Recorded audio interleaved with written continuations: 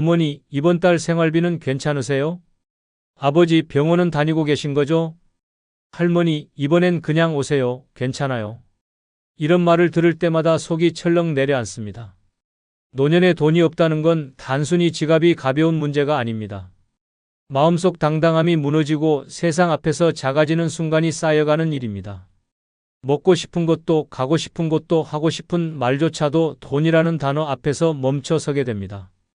오늘은 그 숨막히는 현실의 민낯을 적나라하게 보여드리고 영상 후반에는 노년에 돈을 모으는 현실적인 방법까지 알려드리겠습니다. 구독, 좋아요, 알림 설정 누르시면 시작하겠습니다. 노년에 돈 없을 때 비참해지는 첫 번째 순간은 집안에 곰팡이가 생겨도 돈이 없어 해결하지 못하는 순간입니다. 비 오는 날이면 벽지가 부풀어 오르고 그 틈 사이로 까맣게 번져가는 곰팡이가 눈에 들어옵니다. 처음엔 걸레로 닦고 락스를 희석해 문질러도 봅니다. 하지만 곰팡이는 쉽게 사라지지 않습니다. 오히려 시간이 지날수록 벽지뿐 아니라 장판 및 천장 모서리까지 번져갑니다. 냄새는 눅눅하고 방 안 공기는 답답합니다. 그럼에도 섣불리 수리업체를 부를 수 없습니다. 견적만 수십만 원, 심하면 100만 원이 넘는 돈이 필요하다는 걸 알기 때문입니다. 인천 부평에 사는 박선희 씨는 남편과 사별한 뒤 20년 된 빌라에서 혼자 살고 있습니다. 몇 해 전 장마철에 창문 옆 벽에서 곰팡이가 피기 시작했습니다. 처음엔 청소기로 빨아내고 세제를 뿌려봤지만 다시 피어나는 속도가 더 빨랐습니다. 결국 벽지가 들뜨고 부스러지기 시작했지만 수리비가 80만 원이 넘는다는 말에 그냥 덮어두기로 했습니다. 손님이라도 오면 가구를 옮겨 곰팡이를 가렸습니다. 하지만 여름이 되면 곰팡이 냄새가 옷장 안까지 스며들어 외출할 때마다 옷에 곰팡내가 밴 건 아닌지 불안했습니다. 경남 창원에 사는 최상호 씨도 같은 고민을 안고 살았습니다. 오래된 단독주택에서 겨울을 보내고 난 뒤 봄이 오자 안방 벽 전체가 거뭇하게 변했습니다. 습기와 곰팡이가 뒤섞인 냄새 때문에 잠을 설치는 날이 많았지만 은퇴 후 생활비만으로 버티는 입장에서 도배와 단열 공사를 할 엄두가 나지 않았습니다. 한 번은 딸이 손주를 데리고 놀러 오겠다고 했지만 곰팡이 냄새가 심해 집이 좀 어수선하다며 거절했습니다. 손주가 오길 바랐지만 곰팡이 핀 벽 앞에서 웃을 자신이 없었습니다. 전북 군산에 사는 김정자 씨는 곰팡이와의 전쟁을 3년째 이어가고 있습니다. 비가 많이 오던 해 베란다 문틈으로 스며든 물이 거실 장판 밑까지 번졌습니다. 장판을 들춰보니 곰팡이가 이미 시커멓게 자리 잡고 있었습니다. 장판을 교체하려면 최소 50만 원이 든다는 이야기에 그냥 위에 덮개를 깔고 살았습니다. 하지만 곰팡이 냄새는 사라지지 않았습니다. 여름이면 더 심해져 머리가 아프고 기침이 잦아졌습니다. 병원에서 알레르기성 기관지염 진단을 받았지만 의사는 곰팡이 원인을 제거하지 않으면 약만으로는 소용없다고 했습니다. 정자 씨는 약을 먹으며 하루하루 버텼습니다. 이렇게 돈이 없으면 집안의 곰팡이는 단순한 미관 문제가 아니라 건강과 존엄을 위협하는 재앙이 됩니다. 곰팡이 냄새가 스며든 집에서는 친구를 초대할 수 없고 가족마저 부르기 꺼려집니다. 결국 사람과의 관계가 줄고 집안에서의 고립감이 깊어집니다. 벽에 번진 곰팡이를 볼 때마다 이 집이 내 인생의 얼굴 같다는 생각이 들고 마음마저 눅눅해집니다. 돈이 없다는 건 집을 고치지 못하는 불편함만이 아닙니다. 곰팡이처럼 삶에 서서히 번지는 자존심의 상처를 방치하는 일입니다. 단 한 번의 수리비를 마련하지 못해 매일 숨 쉴 때마다 불편함을 느끼고 사람을 피하고 결국 웃음을 잃게 됩니다. 노후에 진짜 필요한 건 번듯한 집이 아니라 곰팡이가 피어도 바로 고칠 수 있는 작은 경제적 여유입니다. 그 여유가 없다면 벽에 번진 곰팡이와 함께 마음속 행복까지 서서히 썩어갑니다. 노년에 돈 없을 때 비참해지는 두 번째 순간은 가장 싼 식재료만 고르며 장보는 순간입니다. 가게 문을 열고 들어서는 순간부터 머릿속 계산기가 미친 듯이 돌아갑니다. 오늘 한 끼를 해결할 예산은 고작 5천 원. 싱싱한 딸기나 잘 숙성된 한우는 아예 시야에서 지웁니다. 눈이 닿는 건 늘 같은 자리, 세일표가 붙은 채소 코너와 유통기한 하루 남은 반값 고기. 남들은 바구니에 연어, 치즈, 각종 반찬을 풍성하게 담는데 내 손은 시든 시금치 한 단, 찌그러진 달걀, 10일 라면으로만 채워집니다.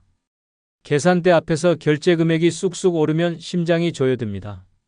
이 중에 뭐 하나 내려놔야 하나라는 생각이 목구멍까지 차오릅니다. 경남 창원에 사는 김정순 씨는 남편이 세상을 떠난 뒤 기초연금과 알바비로 생활을 이어왔습니다. 월세와 관리비를 내고 나면 장을 볼 수 있는 돈은 15만 원 남짓. 한 달에 2번 마트에 가는 날은 정순 씨에게 잔인한 날이었습니다. 장바구니에 콩나물, 두부, 물을 담고도 손이 무겁습니다. 무게 때문이 아니라 마음이 무겁습니다. 한 번은 손주가 놀러 온다고 해 오랜만에 삼겹살을 사려고 고기 코너에 섰습니다. 하지만 백지 가격표를 보는 순간 발걸음이 얼어붙었습니다. 대신 1,800원짜리 닭봉을 들고 스스로 위로했습니다. 양념 잘하면 맛있게 먹을 거야. 손주가 와서 고기를 찾았지만 밥상 위엔 닭볶음과 콩나물국이 전부였습니다. 할머니, 고기 없어? 라는 순수한 질문에 정순 씨는 웃으며 다음에 사줄게라고 답했지만 부엌에 들어서자 눈물이 쏟아졌습니다. 그날 밤 냉장고 문을 열어보니 절반이 빈칸이었고 그 빈칸이 마치 자신의 노후를 비추는 거울 같았습니다. 비슷한 처지는 전북 군산에 사는 박용남 씨도 마찬가지였습니다. 그는 남편의 병간호로 전 재산을 쏟아부은 뒤 남은 건 월 50만 원의 국민연금뿐이었습니다. 장을 보러 가면 그는 무조건 유통기한 임박 코너부터 돌았습니다. 한 번은 우유가 마시고 싶어 냉장고 앞에 섰다가 500ml짜리조차 제값 주기가 아까워 발길을 돌렸습니다. 대신 1,000원짜리 커피 믹스를 담으며 이걸로 버티자고 혼잣말했습니다. 이렇게 돈이 없으면 장 보는 시간이 행복이 아니라 벌칙이 됩니다. 원하는 걸 고르는 기쁨이 아니라 버릴 걸 고르는 고통이 먼저입니다. 살 수 있는 것과 절대 살 수 없는 것의 경계가 점점 좁아지고 그 선은 매달 더 가혹해집니다. 집에 돌아와 냉장고를 열면 싸구려 식재료 몇 개가 덩그러니 놓여 있고 그걸로 한 주를 버텨야 합니다. 그 순간 가난은 단순히 배를 채우는 문제가 아니라 내 삶에서 선택할 권리를 송두리째 빼앗아갑니다. 그리고 그 권리를 잃은 순간 노년의 하루는 점점 더 초라해지고 마음마저 굶어가기 시작합니다. 노년에 돈 없을 때 비참해지는 세 번째 순간은 각종 모임에서 밥값이 부담돼 피하는 순간입니다. 모처럼 친구들에게 전화가 옵니다. 이번 주에 점심 한번 할까? 예전 같으면 두말 없이 나갔겠지만 지금은 머릿속이 복잡해집니다. 요즘 시내 식당 밥값이 기본 1만 5천 원, 커피까지 하면 2만 원이 훌쩍 넘어갑니다. 한번 나가면 최소 23만 원이 깨지는 셈입니다. 월 생활비를 손가락으로 셈하는 입장에서 이건 큰 돈입니다. 순간 몸이 좀 안 좋아서 다음에 보자라는 변명이 입 밖으로 나옵니다. 웃으며 전화를 끊지만 속은 씁쓸합니다. 모임을 피한 게 아니라 밥값을 피한 겁니다. 대전 유성에 사는 이명자 씨는 젊을 때만 해도 모임의 분위기 메이커였습니다. 주말이면 친구들과 점심 먹고 차 마시고 노래방까지 이어지는 날이 많았습니다. 하지만 남편이 사업 실패와 함께 노후 자금이 증발하면서 상황이 달라졌습니다. 지금은 기초연금과 파트타임 일당으로 생활을 이어갑니다. 한 달 용돈이라 해봐야 10만 원 남짓. 그런 상황에서 친구 모임은 사치였습니다. 한 번은 40년 지기 친구가 생일이라고 점심을 하자고 했습니다. 마음 같아선 꽃다발에 선물까지 사서 가고 싶었지만 지갑 사정을 생각하니 발걸음이 떨어지지 않았습니다. 밥값도 겨우 낼 판에 무슨 선물이야 라는 생각에 결국 전날 밤 몸이 아프다는 문자를 보냈습니다. 친구는 괜찮아, 다음에 보자라고 답했지만 그 이후로 연락이 뜸해졌습니다. 명자 씨는 한동안 휴대폰 벨소리가 울릴 때마다 가슴이 철렁 내려앉았습니다. 혹시 또 모임 초대일까봐. 서울 송파에 사는 박태수 씨도 비슷한 경험을 했습니다. 은퇴 후 매달 모이던 동호회가 있었습니다. 한 달에 한 번 점심 모임이었지만 장소가 늘 호텔 뷔페나 유명 한정식집이었습니다. 1인 3만 원 이상은 기본, 거기에 회비까지 얹히니 모임 하루가 지나면 지갑이 텅 비었습니다. 몇 번은 카드를 긁었지만 결제일이 돌아올 때마다 한숨이 나왔습니다. 그러다 결국 모임을 그만두었습니다. 처음에는 바쁘다는 핑계를 댔지만 시간이 지날수록 연락 자체가 끊겼습니다. 태수 씨는 집에서 혼자 밥을 먹으며 TV 속 맛집 프로그램을 보다가 갑자기 눈물이 차올랐습니다. 저런 곳에 나도 가고 싶었는데 이렇게 돈이 없으면 모임이 단순한 즐거움이 아니라 부담이 됩니다. 사람을 만나 웃고 떠드는 시간보다 계산대 앞에서 손이 떨리는 시간이 더 길어집니다. 결국 피하게 되고 피하다 보면 관계가 멀어집니다. 모임에서 빠지는 이유를 솔직히 말하기는 어렵습니다. 돈이 없어서라고 말하는 순간 자존심이 무너질 것 같기 때문입니다. 그래서 병을 핑계로, 바쁨을 핑계로 관계를 하나둘 놓아버립니다. 문제는 이렇게 한번 놓친 관계는 다시 잇기 어렵다는 겁니다. 사람들은 시간이 지나면 새로운 인연을 만들고 모임에서 사라진 사람은 잊혀집니다. 결국 집안에 혼자 남아 TV나 스마트폰 속 세상만 바라보게 됩니다. 그 외로움은 배고픔보다 더 깊고 오래갑니다. 노년에 돈 없을 때 비참해지는 네 번째 순간은 친구들과 즐거운 여행을 가도 마음속엔 돈 걱정으로 근심할 때입니다. 버스 창밖으로 바다가 보이고 친구들 웃음소리가 들립니다. 겉으론 같이 웃지만 속은 복잡합니다. 숙박비, 식사비, 기념품값까지 계산기를 머릿속에서 돌리느라 풍경이 눈에 들어오지 않습니다. 마트 장바구니를 고를 때처럼 여행에서도 이건 사도 되나? 다음 끼니는 어떻게 줄이지? 라는 생각이 그림자처럼 따라붙습니다. 다른 사람들은 여유롭게 카페에서 커피를 마시지만 나는 물만 마시며 웃는 신용을 합니다. 사진 속 표정은 즐거워 보여도 그 웃음 뒤에는 돌아가면 통장이 얼마나 남을까라는 불안이 숨어 있습니다. 부산에 사는 김영숙 씨는 평생 아끼며 살다 처음으로 친구들과 2박 3일 제주 여행을 떠났습니다. 비행기표부터 숙소까지 모두 친구들이 추천하는 대로 예약됐습니다. 출발 전부터 영숙 씨는 이번 달 연금으로는 빠듯하니 다음 달 공과금은 조금 미뤄야겠다는 계산을 하고 있었습니다. 여행 첫날 친구들이 흑돼지 식당으로 향했지만 메뉴판 가격을 보는 순간 속이 철렁 내려앉았습니다. 1인분에 2만 원이 넘는 가격. 웃으며 난 고기 많이 못 먹으라며 밥만 주문했지만 속으론 이 돈이면 집에서 10끼를 먹겠다는 생각이 들었습니다. 둘째 날엔 올레길을 걸으며 기념품 가게에 들렀습니다.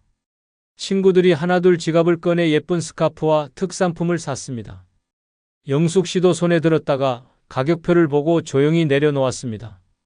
집 많아져서 안 사라는 말로 웃어넘겼지만 그 순간 친구와의 대화가 멀어지는 느낌이 들었습니다. 여행 마지막 날 공항 카페에서 친구들이 커피를 주문할 때도 영숙 씨는 배가 안 고프다며 자리를 지켰습니다. 하지만 돌아오는 비행기 안에서 문득 이런 생각이 들었습니다. 내가 이 여행에서 진짜 얻은 게 뭐지? 추억? 아니야, 불안뿐이야. 경기 파주에 사는 최병호 씨도 비슷한 경험을 했습니다. 은퇴 후 첫 친구들과의 해외여행이었습니다. 모두가 오래 기다린 여행이라 들뜬 분위기였지만 병호 씨의 머릿속은 환율이 올랐는데 이번 달 생활비로 버틸 수 있을까라는 생각으로 가득했습니다. 현지 식당에서 친구들이 해산물 플래터를 시킬 때 그는 배가 불러서라며 작은 샐러드 하나만 시켰습니다. 관광지 입장료가 예상보다 비싸자 난 여기 전에 와봤어 라고 둘러대며 호텔로 돌아왔습니다. 그날 밤 호텔 방에서 혼자 편의점에서 산 컵라면을 먹으며 밖에서 들려오는 친구들의 웃음소리를 들었습니다. 그 순간 그는 깨달았습니다. 나는 여행을 온 게 아니라 돈 걱정하러 온 거구나. 이렇게 돈이 없으면 여행이 즐거움이 아니라 불안의 연속이 됩니다. 바다와 산, 새로운 음식과 문화보다 먼저 눈에 들어오는 건 가격표입니다. 여행 중에도 마음 한편이 무겁고 귀국 후엔 카드 명세서를 보는 순간 또다시 한숨이 나옵니다. 여행의 추억보다 돈이 빠져나간 장면만 선명하게 남습니다. 결국 이런 여행은 마음의 휴식이 아니라 또 다른 스트레스가 됩니다. 노년에 돈 없을 때 비참해지는 다섯 번째 순간은 연금날만 손꼽아 기다리는 순간입니다. 달력 위 빨간 동그라미 하나에 온 인생이 매달 매달려 있습니다. 다른 날들은 무의미하게 흘러가지만 연금이 들어오는 그 하루만이 유일하게 숨이 트이는 날입니다. 그 전까지는 병원 가는 것도 미루고 고등어 한 마리 사 먹는 것도 미루고 심지어 전기요금도 일부러 늦게 냅니다. 연금날이 다가오면 마음은 설레는 게 아니라 초조해집니다. 들어오는 돈보다 나갈 돈이 훨씬 많다는 걸 너무 잘 알기 때문입니다. 전북 익산에 사는 조순희 씨는 매달 25일만 되면 새벽부터 눈이 뜨입니다. 국민연금 41만 원이 들어오는 날입니다. 하지만 그 돈이 통장에 찍히는 순간 동시에 절반 이상이 빠져나갑니다. 밀린 관리비, 전기세, 카드값, 약국 외상값까지 일시간도 안 돼 통장 잔액은 10만 원 남짓이 됩니다. 그 돈으로 한 달을 버텨야 하니 마트에 가서도 장바구니에 뭘 넣을지 10분 넘게 고민합니다.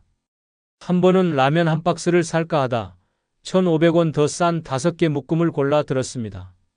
돌아오는 길 손에 든 장바구니가 아니라 마음이 더 무겁다고 느꼈습니다. 부산 사구에 사는 김종만 씨도 사정이 비슷합니다. 연금 지급일만 되면 아침부터 ATM 앞에 줄을 서 있습니다. 그날은 마치 전쟁처럼 느껴집니다. 먼저 은행에서 현금을 인출해 두어야 혹시 모를 자동이체로 잔액이 0원이 되는 일을 막을 수 있습니다. 종만 씨는 연금날이 오기 전엔 카드도 못 긁고 교통카드도 충전 못한다며 씁쓸하게 웃었습니다. 친구가 점심을 먹자고 해도 연금 전에는 무조건 거절합니다. 나중에를 입에 달고 사는 이유는 단 하나, 지금은 돈이 없어서입니다. 서울 관악구에 사는 최경자 씨는 연금날을 기다리며 매일 달력을 봅니다. 하루하루 줄을 긋는 게 습관이 됐습니다. 아직 12일 남았네라는 생각이 들면 냉장고 문을 열어 남은 재료로 어떻게 버틸지 계산합니다. 밀가루가 있으면 부침개로 이틀, 김치찌개로 사흘, 나머지는 밥에 간장 비벼 먹는 식입니다. 연금날 전날 밤은 거의 뜬 눈으로 보냅니다. 다음날 아침 통장에 돈이 찍히면 제일 먼저 마트에 가지만 장바구니를 채우는 속도보다 마음속 계산이 더 빠릅니다. 이건 일주일치, 저건 3일치 하지만 그렇게 꽉 채운 식재료도 한 달이 끝날 즈음엔 또다시 바닥이 드러납니다. 그리고 다시 빨간 동그라미를 세며 기다립니다. 이렇게 연금날만 손꼽아 기다리는 생활은 단순히 가난을 넘어서 삶의 리듬까지 돈에 종속시킵니다. 날짜가 행복을 결정하고 통장 잔액이 기분을 지배합니다. 친구 만나는 날, 병원 가는 날, 심지어 약을 사는 날조차 연금날을 기준으로 정해집니다. 자유로운 노후가 아니라 돈 들어오는 날만 숨쉬는 간헐적 생존이 됩니다.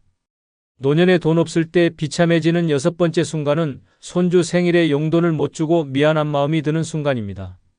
손주가 태어난 날 그 작은 손을 처음 잡으며 마음속으로 다짐했습니다. 너한테만큼은 뭐든 아낌없이 주겠다. 하지만 세월은 그 약속을 무너뜨렸습니다. 은퇴 후 고정 수입은 연금뿐 매달 관리비와 약값만 내도 통장은 빈칸이 됩니다. 평소엔 그냥 건강하게 얼굴만 봐도 된다고 스스로 위안하지만 손주 생일만큼은 마음이 무너집니다. 생일상 앞에서 웃고 있는 손주를 보면서도 주머니 속엔 축하 카드 한 장뿐인 현실이 그 웃음을 칼처럼 베어버립니다. 경기도 수원에 사는 정혜순 씨는 손주가 3명입니다. 한창 자랄 나이라 생일이면 케이크, 선물, 용돈이 오가는 모습이 당연합니다. 하지만 남편과 사별한 뒤 기초연금과 틈틈이 하는 청소일로 생활하는 혜순 씨에게 용돈은 사치였습니다. 첫째 손주 생일날 손에 쥔 건 고작 5,000원짜리 지폐 한 장. 봉투에 넣기도 민망해 그냥 편지에 끼워서 줬습니다. 손주는 환하게 웃으며 할머니 고마워요 라고 했지만 그 뒤에 부모가 슬쩍 미소로 눈치를 주는 걸 놓치지 않았습니다. 돌아오는 길 버스 창밖을 보며 눈물이 흘렀습니다. 내가 이렇게밖에 못하는 할머니구나. 부산 해운대에 사는 이성호 씨는 은퇴 전엔 명절이나 생일이면 10만 원, 20만 원씩 용돈을 주던 할아버지였습니다. 자식들도 손주들도 우리 아버지 통 크다라고 자랑했습니다. 하지만 은퇴 후 사업 실패로 빚까지 지면서 상황이 달라졌습니다. 둘째 손주 생일에 겨우 케이크 하나만 사갔습니다. 아이가 용돈 봉투를 기대하는 눈빛을 보자 성호 씨는 괜히 케이크 상자를 열며 이거 내가 좋아하는 거야 라며 웃었습니다. 하지만 마음속에선 칼로 쑤시는 듯한 부끄러움이 몰려왔습니다. 집에 돌아와 봉투 하나 못 건넨 자책감에 잠을 이루지 못했습니다. 전북 전주에 사는 최미자 씨는 한 번의 경험 이후 아예 손주 생일날을 피합니다. 예전에 빈손으로 손주 생일에 갔다가 옆에서 다른 친척들이 두툼한 봉투를 건네는 모습을 보고 고개를 들 수 없었습니다. 그날 이후 생일이 다가오면 일부러 감기 기운이 있다며 가지 않습니다. 손주 목소리를 듣고 싶은 마음보다 봉투 하나 준비 못하는 수치심이 더 크기 때문입니다. 하지만 전화를 걸어 생일 축하한다라고 말할 때마다 목소리가 떨립니다. 이렇게 돈이 없으면 손주 생일이 기쁨이 아니라 두려움이 됩니다. 축하해주고 싶은 마음은 크지만 현실은 그 마음을 담아낼 여유를 허락하지 않습니다. 손주가 웃는 날 할머니 할아버지의 마음은 오히려 울고 있는 것입니다. 가족끼리의 따뜻한 자리에서조차 위축되고 손주의 기억 속에 주는 사람이 아닌 아무것도 못하는 사람으로 남을까봐 겁이 납니다. 노년에 돈을 모으는 현실적인 방법은 큰 돈을 벌 생각보다 새는 돈을 막고 저축 습관을 되살리는 것에서 시작됩니다. 첫째, 생활비 구조를 재정비해야 합니다. 매달 나가는 고정 지출을 종이에 적고 꼭 필요한 것과 줄일 수 있는 것을 구분합니다. 사용하지 않는 구독 서비스, 불필요한 보험료, 과도한 통신비부터 줄이면 효과가 큽니다. 이렇게 절약한 금액은 반드시 따로 모아야 합니다. 작은 돈이라도 저축 통장으로 옮겨두면 쌓이는 속도가 다릅니다. 둘째, 꾸준한 저축을 습관화하는 것입니다. 금액이 적어도 상관없습니다. 하루 1,000원, 한 달 3만 원이라도 손대지 않는 통장에 자동 이체를 걸어두면 의식하지 않아도 돈이 모입니다. 저축의 핵심은 금액이 아니라 계속 유지하는 힘입니다. 셋째, 현금 흐름을 만드는 방법을 찾으십시오. 건강이 허락한다면 가벼운 아르바이트나 재능을 살린 소일거리를 하세요. 도보 택배 배달, 카드 배송 업무 등 나이에 맞는 일은 의외로 많습니다. 고정 수입이 한 줄 더 생기면 저축 속도가 빨라집니다. 넷째, 받을 수 있는 연금과 복지 혜택을 최대한 활용하세요. 기초연금, 주거급여, 건강보험 감면 등은 신청만 해도 생활비를 줄여주고 그만큼 저축 여유를 만듭니다. 마지막으로 소비 습관을 바꾸는 것이 중요합니다. 충동구매 대신 3일 고민법을 쓰고 장을 볼 땐 필요한 목록만 들고 가며 전략한 금액은 곧바로 저축 계좌로 옮기는 습관을 만드십시오. 노년에 돈을 모은다는 건 단순히 전략이 아니라 전략한 돈을 반드시 저축으로 연결시키는 생활 방식입니다. 이렇게 모인 돈이야말로 노후의 숨통을 트이게 하는 진짜 힘입니다. 여러분의 노후를 응원합니다. 다 부질없습니다. 평생 쥐고 있던 명함, 자식 잘되라고 바쳤던 희생, 노후를 위해 악착같이 모아둔 돈까지 결국 나이 들어 혼자 남으면 아무 소용 없습니다. 자식은 바쁘고 친구는 멀어지고 병원 진료 카드만 남은 채 고요한 방에서 하루를 보내게 됩니다. 울려주지 않는 전화기, 열리지 않는 문 앞, 끝없이 늘어진 하루. 그렇게 무너지는 노후를 막으려면 단 5가지만 준비하면 됩니다. 그걸 갖춘 사람만이 혼자 살아도 최고로 자유롭고 안전한 노년을 누립니다. 구독, 좋아요, 알림 설정 누르시면 시작하겠습니다.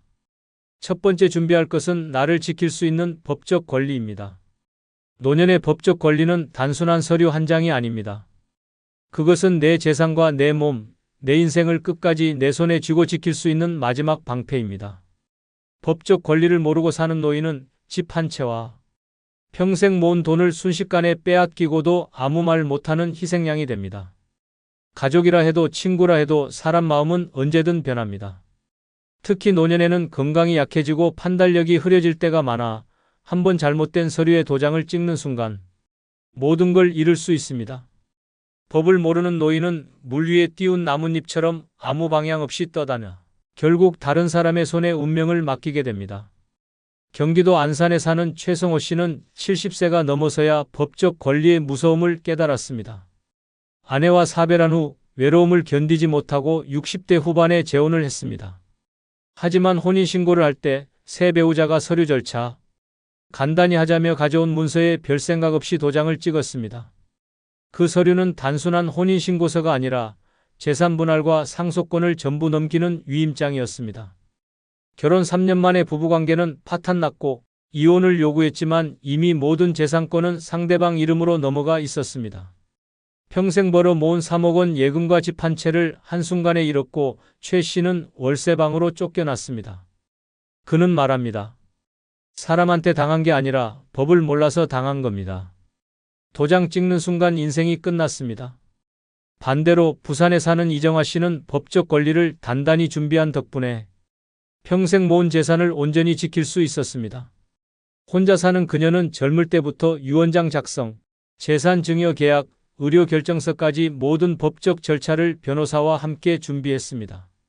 나중에 혹시라도 아프거나 의식이 없을 때 누가 병원 결정권을 가질지까지 미리 지정했습니다.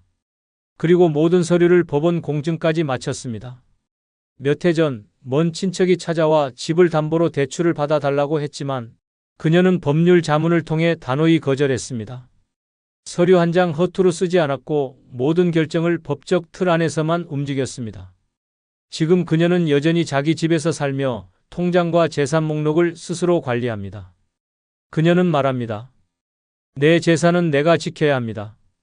법적 권리를 쥐고 있으면 누구도 함부로 못합니다. 서울 강북구의 박태수 씨 사례는 더 끔찍합니다. 그는 장남이 아버지 이름으로 된 집을 제 명의로 해두면 세금이 줄어든다는 말에 속아 소유권 이전 등기를 해줬습니다. 처음엔 가족이니 믿을 수 있다고 생각했지만 1년 후 아들이 그 집을 담보로 대출을 받고 원리금 상환이 밀리자 은행에서 경매에 넘겨버렸습니다. 결국 박 씨는 자신이 살던 집에서 강제로 퇴거당했고 남은 건 보증금도 없는 단칸방과 채무 독촉장이었습니다. 그는 씁쓸하게 말합니다. 가족이라 믿었는데 가족이 가장 먼저 등을 돌렸습니다. 내 잘못은 법적 절차를 몰랐던 겁니다. 하지만 대전의 김윤자 씨는 법적 준비 덕에 정반대의 삶을 살고 있습니다. 60대 초반에 홀로 된 그녀는 변호사 상담을 통해 모든 재산을 자신 명의로 굳게 묶었습니다. 자녀들에게 증여 계획은커녕 본인이 원할 때만 소액을 생활비로 지원했습니다. 혹시라도 혼수 상태에 빠질 경우를 대비해 연명의료 결정서와 신탁 계약도 체결했습니다.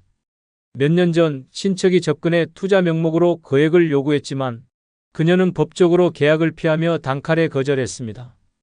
김 씨는 지금도 여유롭게 살며 자신이 원할 때 원하는 곳에 돈을 씁니다. 그녀는 말합니다. 내 권리를 내가 지키니까 마음이 이렇게 편합니다. 법이 나를 지켜줍니다. 나를 지킬 수 있는 법적 권리는 선택이 아니라 필수입니다. 서류 한 장, 도장 한 번이 평생의 자유와 재산을 갈라놓습니다. 법을 모르면 당하는 건 시간 문제이고 법을 알면 누구도 함부로 못합니다. 노년에 혼자 살며 최고의 삶을 원한다면 반드시 내 권리를 지키는 법적 무기를 손에 쥐어야 합니다. 그것이 당신 인생의 마지막 방패입니다. 두 번째 준비할 것은 빚 없는 깔끔한 재정 상태입니다. 노년의 빚은 단순한 숫자가 아니라 목줄을 죄는 족쇄입니다. 나이 들어서까지 채권자 전화를 받으며 눈치를 보고 은행 창구 앞에서 연체료를 계산하는 순간 인간으로서의 자존심은 무너집니다.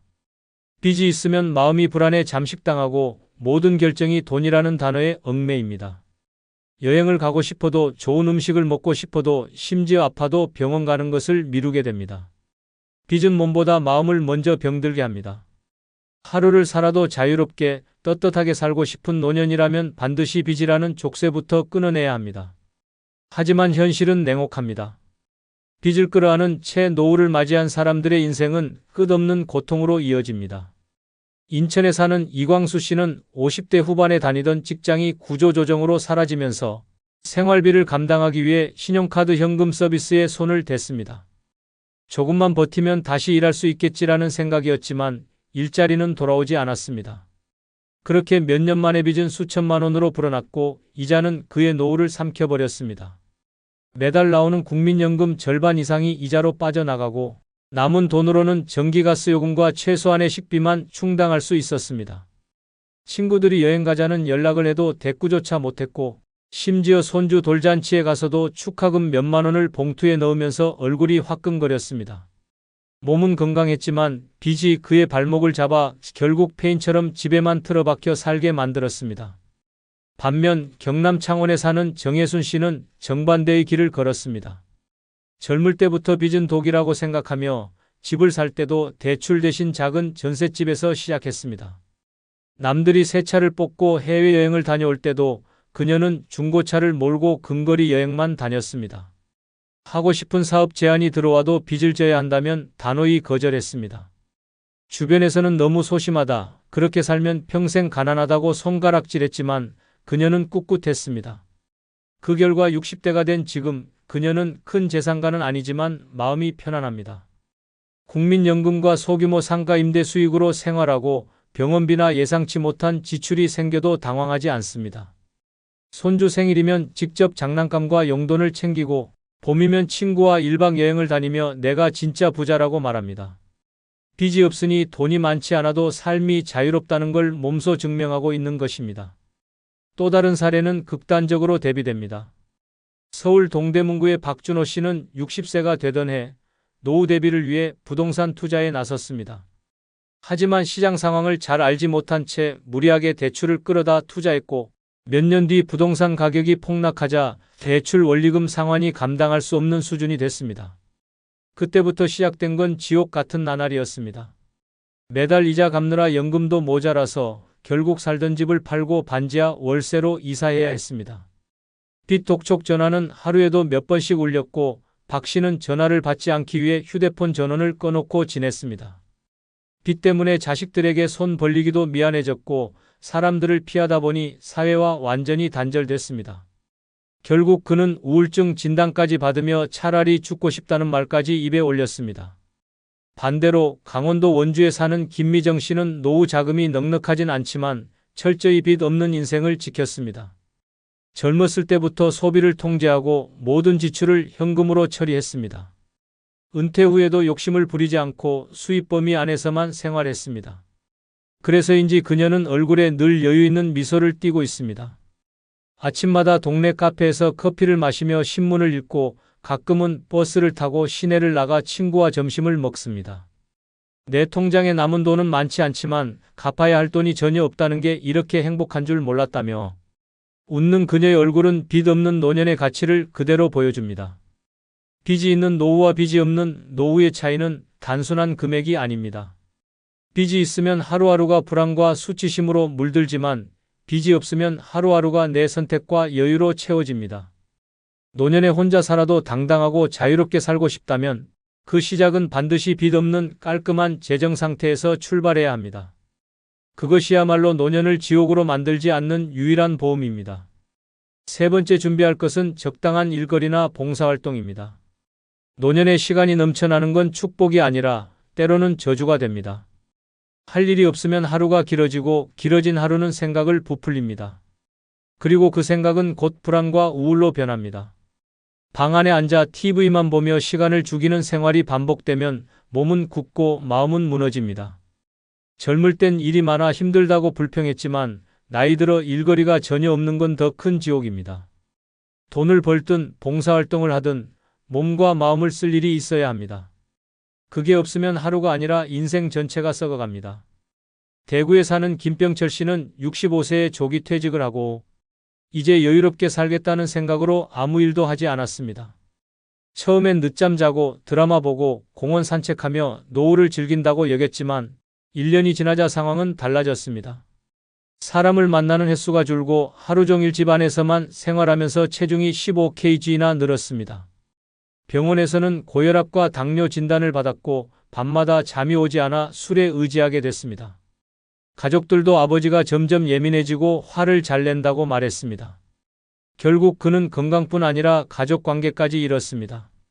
가장 큰 원인은 아무것도 안 하는 삶이었습니다. 그는 뒤늦게 일거리를 찾으려 했지만 이미 몸도 마음도 무너져버린 상태였습니다. 반대로 광주에 사는 박정자 씨는 은퇴 후 하루 4시간씩 지역 도서관에서 책 정리 봉사를 하고 있습니다. 처음엔 무료하게 보내던 시간을 채우기 위해 시작했지만 점점 봉사가 인생을 바꾸었습니다. 아이들이 건네는 고맙습니다라는 한마디, 함께 일하는 봉사자들과의 짧은 대화가 하루를 웃게 만들었습니다. 박 씨는 말합니다. 돈은 못 벌어도 이 시간이 제일 값집니다. 내가 누군가에게 필요한 사람이란 게 이렇게 행복한 줄 몰랐어요. 덕분에 그녀는 규칙적인 생활을 유지하며 건강검진에서 오히려 혈압과 혈당이 좋아졌다는 결과를 받았습니다. 봉사활동이 몸과 마음을 동시에 살린 것입니다. 서울 마포구의 이영수 씨는 퇴직 후 5년 동안 아무 일도 하지 않았습니다. 친구들이 놀 때가 제일 좋다고 부추겼지만 시간이 갈수록 그는 사람들을 피하게 됐습니다. 만나면 대화할 주제가 없었기 때문입니다. 뉴스, 날씨, 건강 얘기뿐인 대화가 지루했고 결국 약속도 줄었습니다. 집에서 스마트폰만 보며 하루를 보냈고 점점 외부 활동이 줄자 우울증이 찾아왔습니다. 병원 진료를 받고 항우울제까지 복용했지만 무기력은 쉽게 사라지지 않았습니다. 그는 내가 쓸모없는 존재가 된 것 같았다고 말했습니다. 할 일이 없는 노년은 사람을 서서히 무너뜨렸습니다. 반면 전북 전주에 사는 장미선 씨는 은퇴와 동시에 동네 경로당에서 주 3회 반찬 나눔 봉사를 시작했습니다. 처음에는 남들 돕는 일이라고만 생각했지만 시간이 지날수록 봉사활동이 자신을 위한 일이란 걸 깨달았습니다. 무거운 박스를 나르며 땀을 흘리고 반찬을 받는 어르신들의 환한 얼굴을 보면서 그녀는 삶의 의미를 되찾았습니다. 덕분에 하루를 규칙적으로 보내고 사람들과 웃고 대화하는 시간이 늘었습니다. 병원에서는 관절 건강이 오히려 좋아졌다고 했고 그녀 스스로도 몸이 살아나니 마음이 따라온다고 말했습니다. 봉사활동은 그녀에게 단순한 취미가 아니라 인생을 다시 움직이게 한 동력원이었습니다. 적당한 일거리나 봉사활동은 노년을 살아있게 만드는 생명줄입니다. 몸을 움직이면 마음이 움직이고 마음이 살아나면 삶 전체가 달라집니다.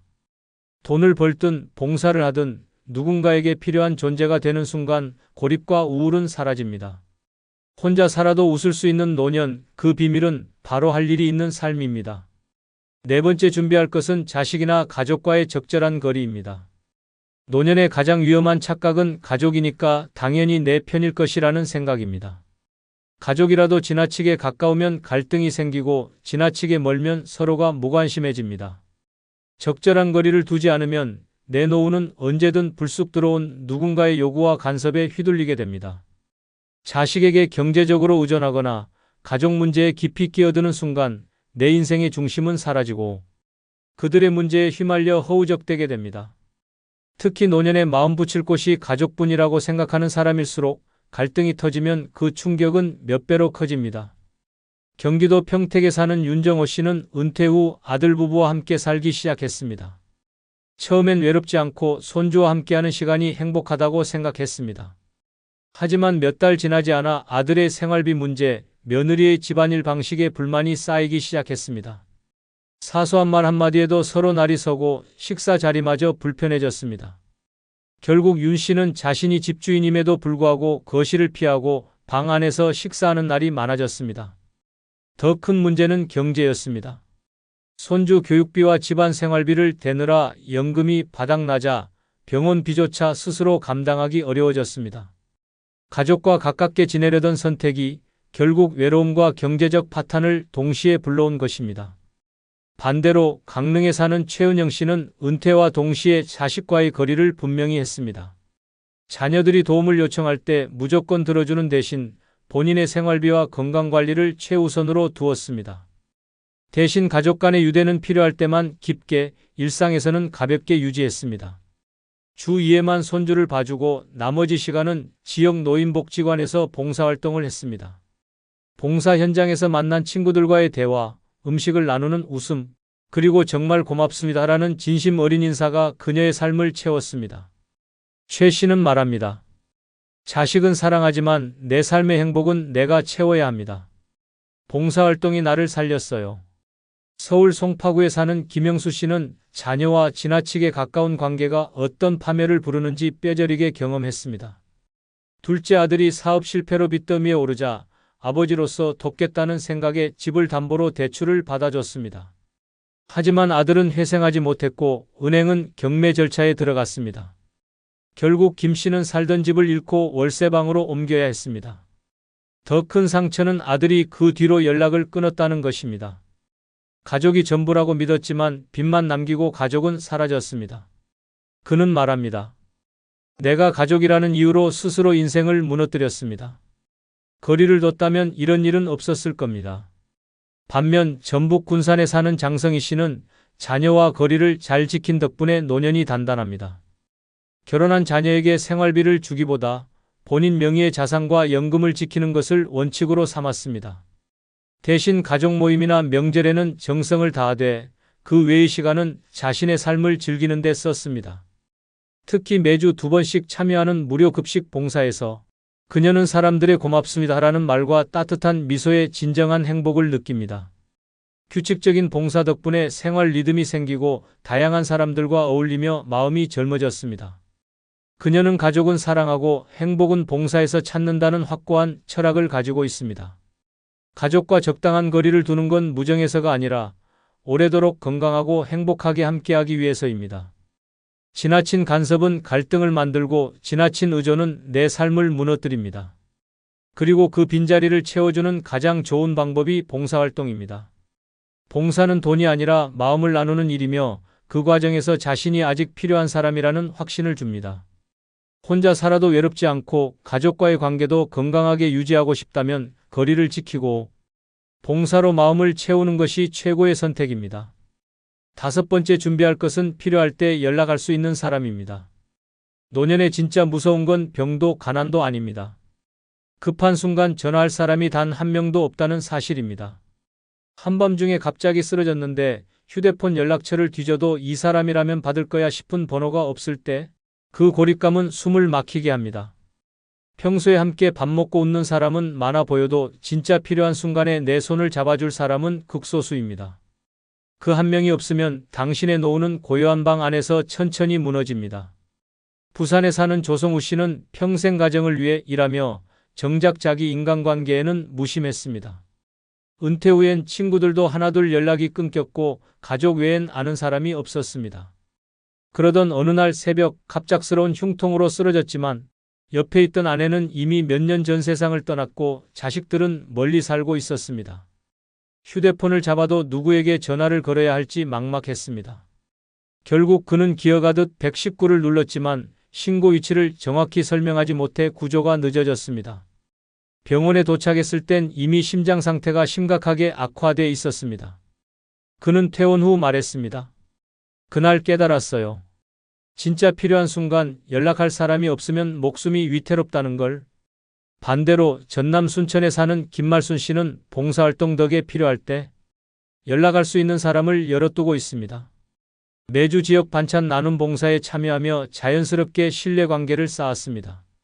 봉사 중 다친 적이 있었는데 함께하던 동료가 바로 병원까지 데려가고 치료 후 집까지 바래다 주었습니다.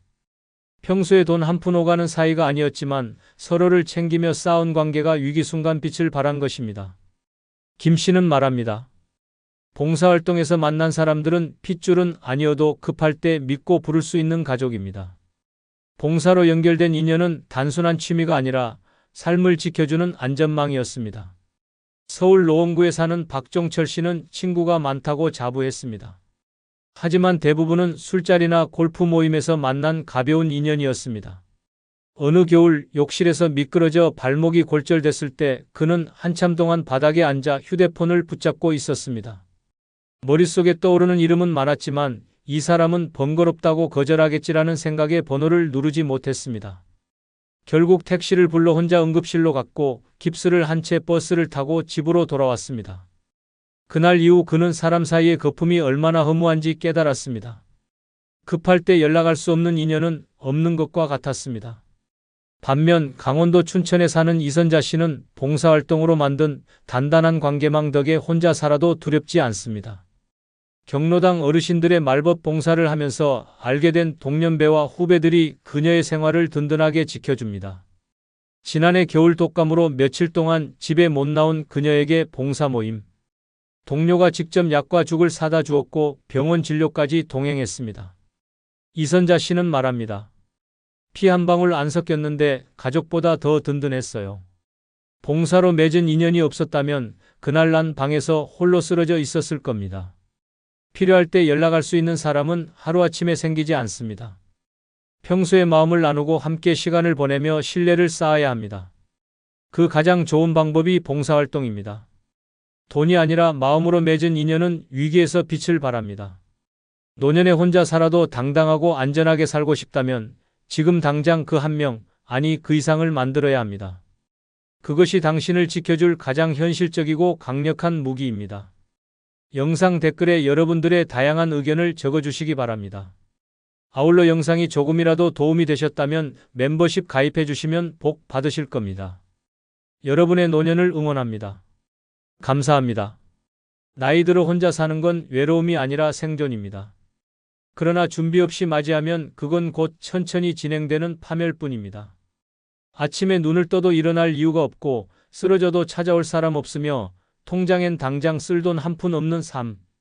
주변은 엉망, 하루는 무너지고 남의 일에 끼어든 죄로 인간관계까지 망가집니다. 노년에 혼자 잘 산다는 건 우연이 아니라 철저한 전략입니다. 오늘은 그 6가지 전략이 무엇인지 알아보겠습니다. 구독, 좋아요, 알림 설정 해주시면 시작하겠습니다. 노년에 혼자 잘 사는 첫 번째 방법은 나를 기쁘게 하는 작은 사치를 허락하는 것입니다. 평생 아껴 쓰고 참고 남을 먼저 챙기느라 내 욕심 한번 제대로 부려보지 못한 인생이라면 지금이 바로 그 빚을 스스로 갚아줄 때입니다. 문제는 많은 이들이 여전히 주머니 속 돈을 꼭 쥐고 나를 위해 쓰는 순간마저 죄책감을 느낀다는 것입니다. 그 습관이 노년을 고독하게 만들고 인생을 초라하게 끝내게 합니다. 작은 사치는 단순한 소비가 아닙니다. 나를 살아있게 만드는 산소이며 내 존재를 확인하는 선언입니다. 좋아하는 꽃 한 송이를 사는 것, 평소 눈여겨본 옷 한 벌을 사입는 것, 비싼 케이크 한 조각에 커피를 곁들이는 것도 모두 살아있음을 증명하는 행위입니다. 이 사소한 즐거움이 하루를 버티게 하고 내일을 기다리게 합니다. 반대로 혹시라도 나중에 필요할까 봐라는 이유로 끝없이 참고 아끼다 보면 그 나중은 오지도 않고 내 삶의 빛깔은 완전히 바래버립니다. 하지만 현실은 잔인합니다. 첫 번째 사례는 경기도 안성에 사는 박정순 씨의 이야기입니다. 평생 가난과 싸우며 살았던 그는 은퇴 후에도 사치를 죄악처럼 여겼습니다. 옷장은 수십 년 된 코트와 낡은 셔츠뿐, 외식은 김밥 천국이 전부였습니다. 아껴야 산다는 말이 습관처럼 입에 붙었지만 그 전략은 자신을 위한 것이 아니라 자식과 미래를 위한 것이었습니다. 결국 그는 건강이 급격히 나빠졌고 병원비로 수천만 원이 한 번에 나갔습니다. 평생 모은 돈이 단 몇 달 만에 사라졌고 남은 건 병실의 하얀 천장뿐이었습니다. 병상에 누워 박 씨는 중얼거렸습니다. 그렇게 참고 살았는데 내가 좋아하는 건 하나도 못 해보고 이렇게 가는구나. 그 눈빛엔 돈보다 훨씬 값진 시간을 잃어버린 회한이 가득했습니다. 반대로 전혀 다른 길을 택한 사람이 있습니다. 전북 군산의 김은자 씨는 남편과 사별 후 한동안 무기력에 빠졌지만 결심했습니다. 내 남은 인생 남 눈치 보지 않고 즐기자. 그는 매달 연금에서 일정 금액을 기쁨 통장에 넣었습니다. 그 돈은 오직 자신을 위한 소비에만 썼습니다. 봄이면 화원에서 튤립을 사 화병에 꽂았고 여름이면 해변 근처 작은 호텔에서 하루를 묵으며 파도 소리를 들었습니다. 가을에는 미술 전시를 보러 서울에 갔고 겨울이면 평생 꿈꾸던 한정식 코스를 혼자 맛보았습니다. 주변에선 그 돈이면 손주에게 학원비를 주지라는 말도 했지만 김 씨는 웃으며 대답했습니다. 내가 행복해야 손주 얼굴 보면서도 웃을 수 있지. 그 결과 김 씨는 또래보다 훨씬 밝았고 건강도 좋아졌습니다. 동네 사람들은 그를 나이 들수록 젊어지는 사람이라 불렀습니다. 결국 노년의 작은 사치는 사치가 아닙니다. 그것은 남은 인생을 채우는 색깔이며 나를 지키는 방패입니다. 오늘 내 마음을 설레게 할 무언가의 돈과 시간을 쓰는 용기, 그것이 혼자 잘 사는 첫 걸음입니다. 그리고 그 차이는 남의 눈치 속의 회한으로 늙어갈지 아니면 웃음과 설렘 속에 나이 들지 결정짓습니다. 노년에 혼자 잘 사는 두 번째 방법은 하루 일과의 규칙을 두는 것입니다. 규칙 없는 하루는 시간을 갉아먹는 좀벌레와 같습니다. 아침에 눈을 떴는데 일어나야 할 이유가 없다면 이미 노년의 절반은 무너진 것입니다. 시계는 돌아가지만 삶은 멈춰 있고 몸은 살아 있어도 영혼은 이미 퇴색한 상태가 됩니다. 처음엔 이렇게 쉬는 것도 좋다 싶지만 그 달콤한 게으름은 곧 무기력이라는 도구로 변합니다. 한두 날 늦잠으로 시작된 흐트러짐은 식사 시간을 무너뜨리고 활동을 줄이며 결국 하루 전체를 집어삼킵니다. 낮과 밤이 뒤바뀌고 해를 봐도 감흥이 없고 목욕조차 귀찮아집니다. 이 무너진 패턴은 몸을 병들게 하고 마음을 고립시킵니다. 스스로를 가둔 감옥이 되어 세상과의 연결을 스스로 끊어버리게 됩니다. 규칙은 단순히 시간을 지키는 게 아닙니다.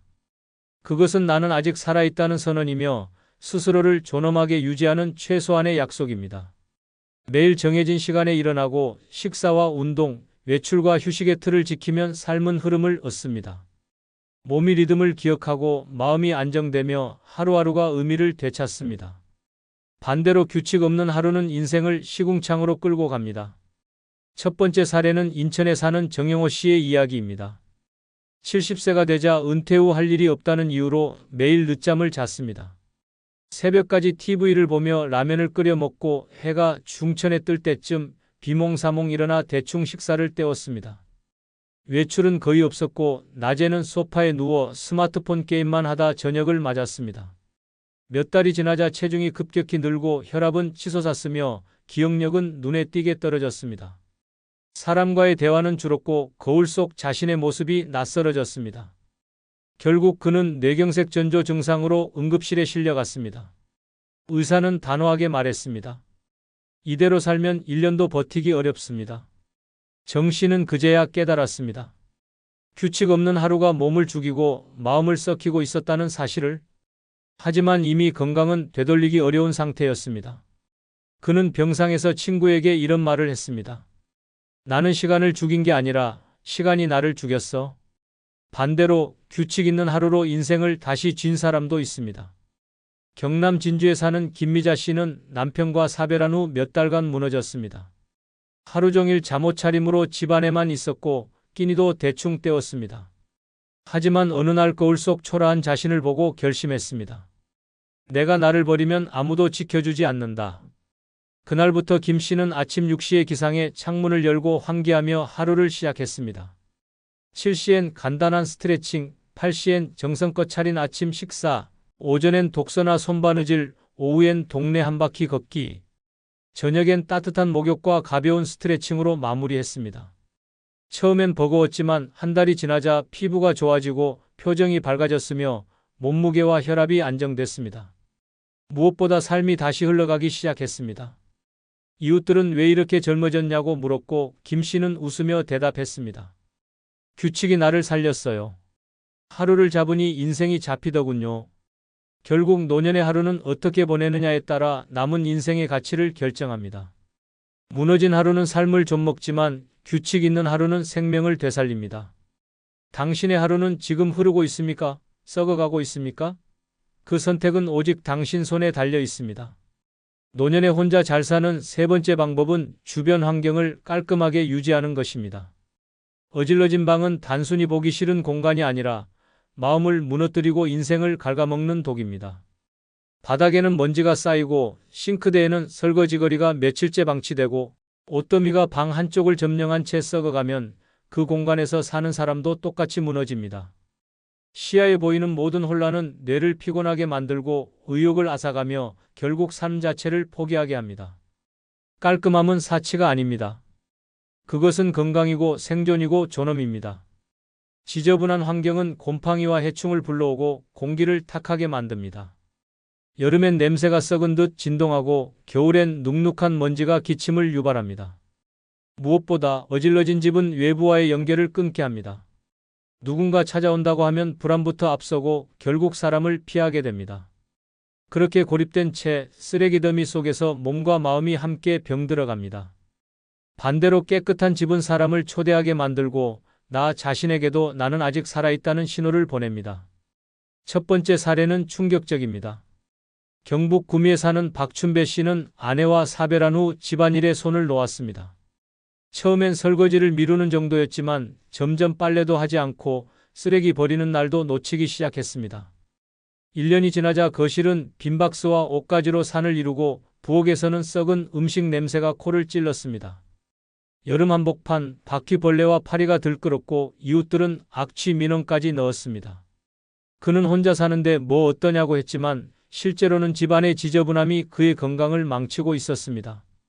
곰팡이로 인해 호흡기 질환이 악화됐고 발에 난 상처는 덮인 먼지와 세균 때문에 골맞습니다. 결국 그는 폐렴으로 입원했고 의사는 이렇게 말했습니다. 집을 정리하지 않으면 다시는 건강을 되찾기 힘듭니다. 하지만 퇴원 후에도 그는 손을 놓았고 몇 달 뒤 쓰러진 채 발견됐습니다. 방 안엔 여전히 그를 잠식한 혼돈이 가득했습니다. 반대로 스스로 환경을 다스리며 삶을 되살린 사람도 있습니다. 전남 여수의 김혜란 씨는 남편과 이혼 후 한동안 집안을 방치하며 살았습니다. 하지만 거울 속 초라한 자신과 쓰레기 더미 속 부엌을 본 순간 깨달았습니다. 이대로 가면 나는 사람도 집도 버린다. 그날부터 그녀는 하루 1시간씩 정리와 청소를 생활화했습니다. 매주 쓰레기 버리는 날을 놓치지 않았고 계절이 바뀔 때마다 옷과 물건을 과감히 버렸습니다. 부엌 싱크대는 늘 비우고 거실 테이블엔 꽃 한 송이를 올려뒀습니다. 처음엔 단순한 청소였지만 어느새 마음까지 맑아졌습니다. 깨끗한 공간에서 커피를 마시는 순간 그녀는 혼자 살아도 이렇게 행복할 수 있구나라는 확신을 얻었습니다. 그 후로 그녀의 집은 친구들이 먼저 놀러 오고 싶어 하는 공간이 됐고 그녀 스스로도 외출과 모임을 즐기게 됐습니다. 노년에 혼자 산다는 건 결국 내가 사는 공간이 곧 나 자신이 된다는 뜻입니다. 주변 환경을 버려두면 인생도 버려지고 깔끔하게 가꾸면 하루가 달라집니다. 지금 당신의 방이 곧 당신의 내면입니다. 그 방이 지옥인지 안식처인지는 오직 당신의 선택에 달려 있습니다. 노년에 혼자 잘 사는 네 번째 방법은 응급 상황에 대비한 연락망을 갖추는 것입니다. 혼자 사는 노인에게 가장 무서운 순간은 쓰러지는 그 순간이 아니라 쓰러진 뒤 아무도 모른다는 사실입니다. 단 1분이 생사를 가르는 상황에서 연락할 사람이 없다는 건 곧 사형 선고와 같습니다. 집안에서 넘어져 골절이 돼도 심장이 멎는 전조 증상이 와도 휴대폰 하나 잡을 힘이 없으면 그 자리에서 인생은 끝납니다. 뉴스 속 고독사 이야기는 남의 일이 아닙니다. 연락망이 없는 노인은 세상과 단절된 채 홀로 사라집니다. 살아있어도 이미 세상 밖에서는 존재가 지워진 것이나 다름없습니다. 연락망은 단순히 전화번호를 저장해두는 것이 아닙니다. 비상시에 바로 연락할 수 있는 사람, 내가 하루 이상 연락이 없으면 먼저 찾아와 줄 사람, 평소 내 건강 상태를 알고 있는 사람을 말합니다. 이런 안전망이 있느냐 없느냐가 위기에서 살아날 확률을 결정합니다. 하지만 많은 노인들이 괜히 폐 끼치고 싶지 않다는 이유로 연락망 구축을 미루고 결국 그 미루던 하루가 최후가 되는 경우가 많습니다. 첫 번째 사례는 서울 마포에 사는 이호진 씨 이야기입니다. 은퇴 후 혼자 살던 그는 평소 지인과의 연락을 거의 끊고 지냈습니다. 그러던 어느 날 새벽 화장실에서 갑작스러운 어지럼증과 함께 쓰러졌습니다. 의식은 있었지만 하반신이 움직이지 않았습니다. 휴대폰은 거실에 있었고 문을 두드려줄 이웃도 없었습니다. 그렇게 꼼짝없이 누워있던 그는 이틀 만에 탈수와 저체온으로 의식을 잃었습니다. 그를 발견한 건 택배기사였습니다. 문 앞에 쌓인 택배를 이상하게 여긴 기사가 경찰에 신고한 덕에 목숨은 건졌지만 이미 하반신 마비가 진행돼 평생 휠체어 신세를 지게 됐습니다. 병원 침대에 누운 그는 흐느끼며 말했습니다. 그날 전화 한 통만 할 수 있었어도 이렇게 되진 않았을 겁니다. 반대로 철저한 연락망 덕에 생명을 지킨 사람도 있습니다. 경북 포항에 사는 장영자 씨는 혼자 산 지 15년째였지만 동네 주민 3명, 먼 친척 1명, 그리고 구청 사회복지 담당자까지 포함된 비상 연락망을 만들어 뒀습니다. 매일 아침 9시와 저녁 8시 한 번이라도 전화를 받지 않으면 즉시 집으로 확인하러 오도록 약속해뒀습니다. 어느 날 저녁 장 씨는 부엌에서 요리를 하다 끓는 국물이 쏟아져 심한 화상을 입고 주저앉았습니다. 고통에 몸부림치다 휴대폰을 잡지 못했지만 10분 뒤 전화를 받은 친척이 목소리가 이상하다는 걸 느끼고 곧장 이웃에게 연락했습니다. 이웃이 문을 열고 들어왔을 땐 이미 장 씨의 의식이 흐릿했지만 신속히 119를 불러 화상 치료를 받게 했습니다. 의사는 조금만 늦었어도 쇼크로 의식불명에 빠질 수 있었다고 말했습니다. 장 씨는 그날 이후 더 단단하게 연락망을 유지하며 말합니다. 사람이 죽느냐 사느냐는 결국 누가 날 찾느냐에 달린 겁니다. 노년에 혼자 산다는 건 내가 쓰러졌을 때 누가 찾아와 줄 사람이 있는지 스스로 확인해야 한다는 뜻입니다. 연락망이 없는 건 집에 불이 나도 경보기 없는 것과 같습니다. 평소엔 필요 없어 보여도 단 한 번의 위기에서 생명을 살립니다. 지금 당신의 연락처 목록에는 내가 사라졌을 때 가장 먼저 찾아올 사람이 있습니까? 없다면 오늘이 그 사람을 만드는 날이어야 합니다. 이 준비 하나가 당신의 마지막 순간을 완전히 바꿀 수 있습니다. 노년에 혼자 잘 사는 5번째 방법은 혹시 모를 상황에 대비한 비상금을 챙겨두는 것입니다. 비상금은 단순한 돈이 아닙니다. 위기 속에서 나를 지켜주는 마지막 생명줄입니다. 평생 모은 돈이 있어도 모든 자산이 예금이나 부동산에 묶여 있으면 당장 필요한 순간 한 푼도 꺼내 쓸 수 없습니다. 갑작스러운 병원비, 예기치 못한 사고, 급한 수리비 앞에서 현금이 없으면 그 순간부터 내 인생은 남의 손에 넘어갑니다. 특히 혼자 사는 노인에게 비상금은 자존심이자 생존권입니다. 누군가에게 손 벌리지 않고 스스로를 지킬 수 있는 유일한 무기입니다. 비상금이 없으면 위기는 무서운 속도로 삶을 집어삼킵니다. 응급실에 실려갔는데 병원비 선결제가 안 돼 치료가 지연된다면 목숨을 잃을 수도 있습니다. 집안에 갑작스러운 누수가 생겼는데 수리비를 못 내면 곰팡이와 악취 속에서 살아야 합니다. 무엇보다 돈이 없으면 선택권이 사라집니다. 내가 원하는 치료, 내가 원하는 방법, 내가 원하는 시간을 고를 수 없게 됩니다. 첫 번째 사례는 경기도 평택에 사는 문상호 씨 이야기입니다. 그는 평생 성실히 일하며 아파트 한 채를 마련했지만 비상금이라는 개념은 전혀 없었습니다. 돈은 은행에 있어도 되는 거지라고 생각했지만 문제는 그 은행 계좌가 정기예금으로 묶여 있었고 중도 해지 시 큰 손해가 나는 상황이었습니다. 그러던 어느 날 심한 흉통으로 쓰러져 응급실에 실려갔지만 병원에서 고액의 응급시술비를 바로 결제해야 한다고 했습니다. 지갑엔 3만 원이 전부였고 자식들에게 전화를 걸었지만 모두 해외 출장과 지방 근무 중이라 바로 올 수 없었습니다. 결국 치료는 몇 시간 지연됐고 그 사이 심근경색이 악화돼 평생 약물 치료를 받아야 하는 몸이 됐습니다. 병실에서 그는 자책했습니다. 집 한 채가 무슨 소용이야, 주머니에 쓸 돈이 없는데.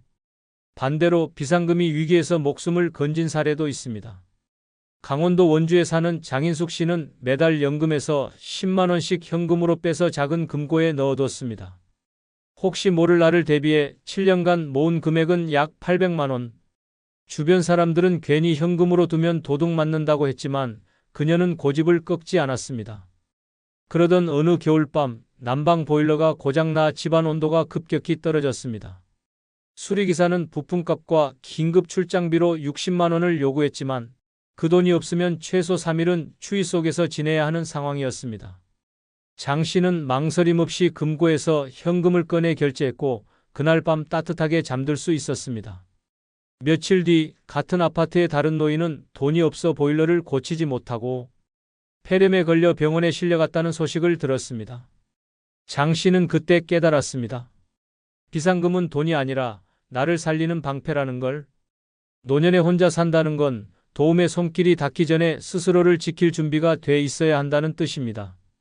비상금은 쓰지 않으면 가장 좋지만 필요할 땐 그 어떤 재산보다 빠르고 강력하게 나를 지켜줍니다.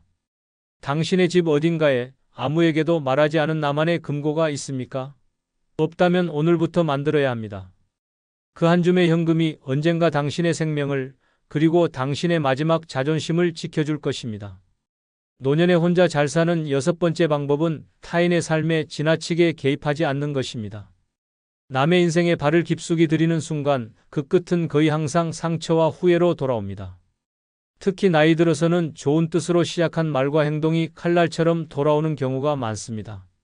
자식 문제, 이웃 문제, 친척 문제에 괜히 끼어들면 처음엔 고마워하던 사람들이 어느 순간 부담스러워하고 끝내는 원망까지 쏟아냅니다. 그리고 그 순간 당신은 도움 준 은인이 아니라 귀찮고 참견 많은 노인으로 낙인 찍힙니다. 노년에 필요한 건 인정받는 것이 아니라 평온입니다. 하지만 많은 이들이 내 경험이 더 많다는 이유로 조언을 강요하고 문제를 해결해 주려 합니다. 그러나 세상은 변했고 사람들의 방식도 달라졌습니다. 과거엔 통했던 방법이 지금은 독이 되기도 합니다. 그럼에도 계속 개입하면 타인의 삶은 물론 내 마음까지 망가집니다. 첫 번째 사례는 충남 아산에 사는 윤광호 씨의 이야기입니다. 그는 아들이 부부싸움을 할 때마다 중재하러 나섰습니다. 가정은 깨지면 안 된다는 신념으로 밤중에도 택시를 타고 가 화해를 시켰고 경제적으로도 여러 번 지원했습니다. 그러나 어느 날 며느리와의 통화에서 아버님이 자꾸 우리 일에 끼어들어서 더 힘들어요라는 말을 듣게 됐습니다. 그 말이 가슴에 비수처럼 꽂혔지만 결정타는 아들이었습니다. 아버지, 이제 제 가정일은 저희에게 맡겨주세요. 간섭이 아니라 참견입니다.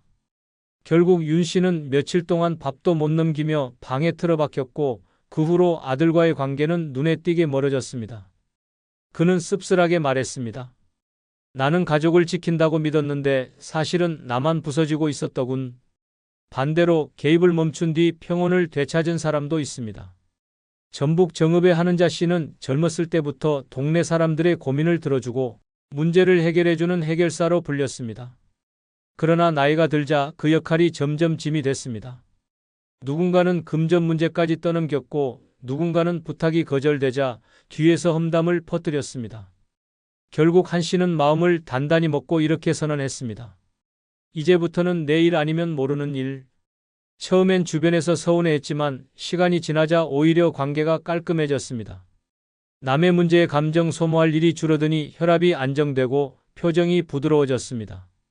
대신 그녀는 그 시간과 에너지를 여행과 취미생활에 쏟았습니다.